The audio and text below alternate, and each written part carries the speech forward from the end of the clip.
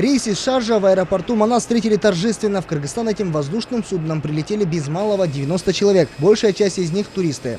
В целях расширения географии полетов и наращивания авиасообщения аэропорт Манас проводит работу по привлечению новых авиарейсов. Так, сегодня торжественно встретили первый самолет из Шарджа. Ават Рашид Аль-Кутейби – турист из Объединенных Арабских Эмиратов. Раньше он только слышал про красивую природу нашей страны. Однако с открытием прямого рейса решил, что обязательно должен увидеть собственными глазами.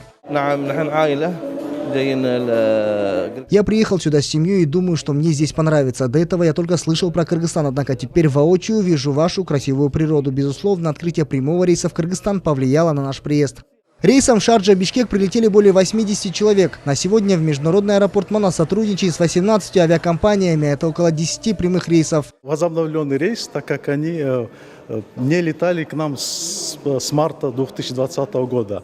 Но впоследствии наших переговоров с представителями с авиакомпанией Air Arabia возобновляет рейс. И также этот рейс дает много возможностей для также наших пассажиров, которые могут уже транзитными улететь в другие страны через Шарджу. Отметим, работа по увеличению авиасообщений проводится в рамках реабилитации и развития турсезона. Прямые рейсы из Шарджа в Бишкек и обратно будут осуществляться 3 раза в неделю. Дастан Касканов, Бекжан Токтосунов, Алато 24.